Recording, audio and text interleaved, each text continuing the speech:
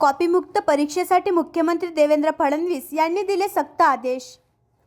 राज्यातील सर्व जिल्हाधिकारी, पोलीस अधिकारी यांच्याशी परीक्षेच्या तयारीबाबत संवाद साधला।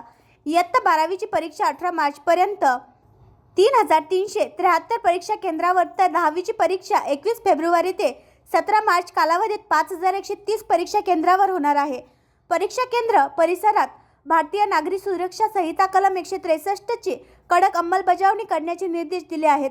परीक्षा केंद्रावर व 100 मीटर परिसरात अनधिकृत व्यक्तींना पूर्णतः प्रतिबंध असणार आहे। तर परीक्षा केंद्रात प्रवेश देताना विद्यार्थी कोणत्याही प्रकारचे कॉपी करण्याचे साहित्य, पुस्तके, नोट्स, मोबाईल इत्यादी जवळ बाळगणार नाही याची खबरदारी घ्यावी। भरारी पथकाद्वारे कॉपीमुक्त परीक्षेची प्रभावी अंमलबजावणीच्या सूचना दिल्या।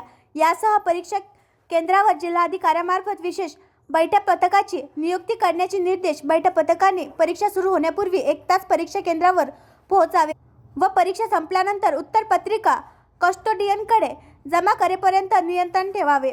संवेदनशील केंद्रावर कार्यक्षम व वरिष्ठ अधिकाऱ्यांची बैठक पथकात नेमणूक करण्याचे आदेश संवेदनशील परीक्षा केंद्रावर ड्रोन कॅमेराद्वारे आणि व्हिडिओ कॅमेराद्वारे पूर्ण निगराणी करण्याच्या सक्त सूचना करण्यात आल्या आहेत। सर्व तालुक्यातील परीक्षा केंद्रावर पुरेसा बंदोबस्त, बैठक पथके, ड्रोन व व्हिडिओ कॅमेरे कार्यरत असावेत। या निगराणी ठेवण्यासाठी जिल्हाधिकाऱ्यांनी प्रत्येक तालुक्याकरिता एक विभाग प्रमुख, उपजिल्हाधिकारी यांची नियुक्ती करण्याच्या सूचना दिल्या असून परीक्षा कॉपीमुक्त वातावरणात पार पाडणे ही जिल्हाधिकारी, पोलीस अधीक्षक व मुख्य कार्यकारी अधिकारी यांना संयुक्त जबाबदारी देण्यात आली आहे।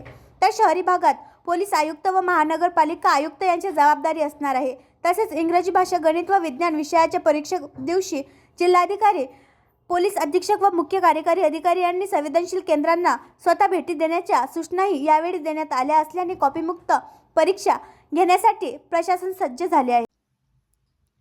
आणखी नवीन व्हिडिओ पाहण्यासाठी आमच्या देशमुख एक्सप्रेस न्यूज चॅनलला सबस्क्राईब करा, लाईक करा आणि शेअर करा।